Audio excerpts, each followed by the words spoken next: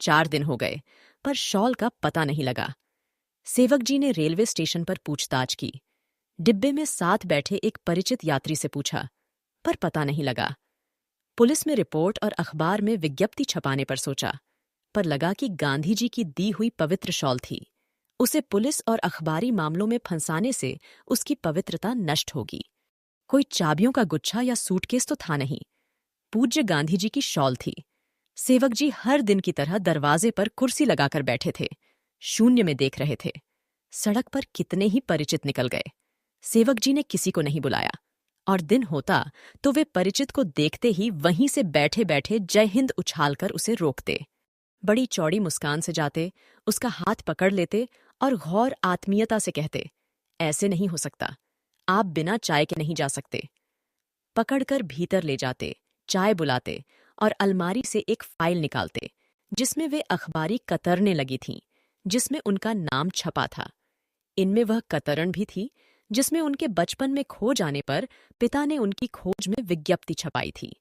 एक एक कर सब कतरने वे बताते और बीच बीच में अपनी राष्ट्र समाज सेवाओं का उल्लेख करते जाते। वे बताते कि किस सन में किस नेता के साथ जेल में थे। परिचित उठने का उपक्रम करता तो सेवक जी आग्रह से उसका हाथ पकड़कर कहते, बस 1 मिनट और, मैं आपको अपने जीवन की सबसे मूल्यवान, सबसे पवित्र वस्तु बतलाता हूं। अलमारी में से तहकी हुई एक हल्के नीले रंग की शॉल निकालते और आरती के थाल की तरह सामने करके भाव विभोर हो कहते, यह शॉल मुझे पूज्य गांधी जी ने दी थी। मेरे विवाह में वे स्वयं आशीर्वाद देने आए थे। हम दोनों के सिरों पर हाथ रखकर हमसे बोले, तू मेरा बेटा नहीं, लेकिन यह मेरी बेटी है। खिलखिलाकर हंस पड़े बापू और यह शॉल हम दोनों को ओढ़ा दी। आज वे नहीं हैं, और सेवक जी आंख बंद कर लेते और भाव तल्लीन हो जाते। परिचित अगर समझदार होता तो इस स्थिति का लाभ उठाकर बिना जय हिंद किए ही झटपट निकल भागता। कोई परिचित उस सड़क से बिना उन कतरनों और उस शॉल को देखे निकल नहीं सकता था। आज 4 दिनों से लोग बेखटके निकल रहे थे, सेवक जी उन्हें नहीं छेड़ते थे।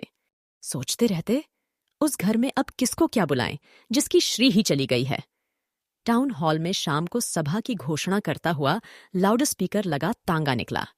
सेवक जी के मन में उमंग की लहर उठी, पर लगा कैसे जाऊं, शॉल जो खो गई।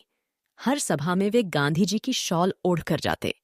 मंच पर अंतिम वक्ता के बाद खड़े होकर कहते, मुझे भी इस विषय पर 2 शब्द कहना है। माइक पर वे बोलते, मैंने जो कुछ सीखा गांधी जी के चरणों में बैठकर। वे मुझे पुत्रवत स्नेह करते थे। मेरे विवाह में वे स्वयं आशीर्वाद देने आए, और फिर वही पूरा किस्सा मेरे जीवन की सबसे मूल्यवान, सबसे पवित्र निधि है। सभा में लोग जानते थे कि सेवक जी अवश्य आएंगे और शॉल के बारे में बताकर बैठ जाएंगे। एक सभा में वे इस विषय पर आ ही रहे थे कि सभापति ने घंटी बजा दी।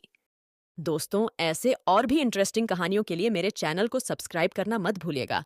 तो आइए अब आगे सुनते हैं। हड़बड़ाकर बैठने लगे, तभी किसी मस्खरे ने आवाज लगाई, सेवक जी, आप शॉल के बारे में बताना भूल गए। लोग हंस पड़े, पर सेवक जी ने सहज भाव से कहा, जब प्रसंग उठाया ही गया है तो बताना मेरा धर्म है। और फिर पूरा वाक्या।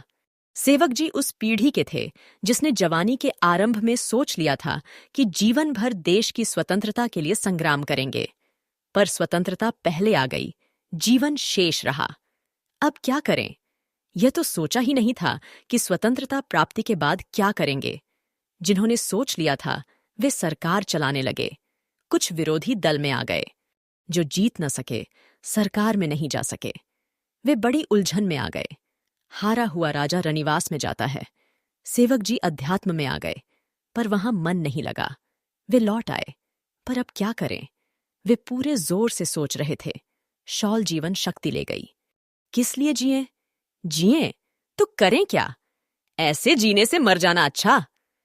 एक विचार उनके मन में सहसा आया और उसके आवेग से वे खड़े हो गए। चप्पल पहनी और दूर सदर कोने में कपड़ों की एक दुकान पर गए और वैसी ही शॉल खरीद ली। मन ही मन समाधान कर लिया कि वस्तु सत्य नहीं है, भावना सत्य है।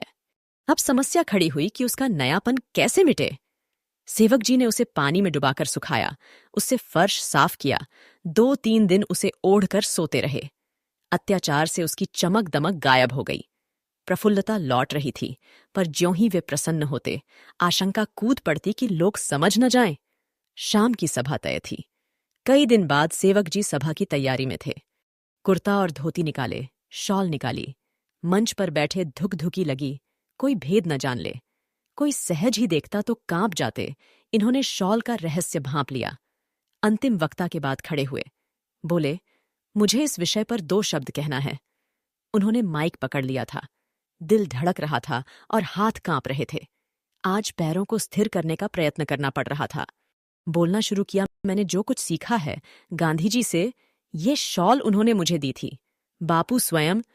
पहली पंक्ति में बैठा एक आदमी उठकर खड़ा हो गया और बोला, क्यों झूठ बोलते हैं सेवक जी? ये शॉल तो बिल्कुल नई है और मिल की है। भला गांधी जी मिल की शॉल देते? सभा में हंसी हुई। सेवक जी के पैर डगमगाए, माइक पर पकड़ ढीली हुई और वे वहीं बैठ गए। दोस्तों, हरिशंकर परसाई की यह व्यंग्यात्मक कहानी यही खत्म होती है। और हाँ, अगर आप अपने पसंद की कहानी सुनना चाहते हैं तो कमेंट में बता सकते हैं। मैं कोशिश करूंगी। सुनने के लिए धन्यवाद।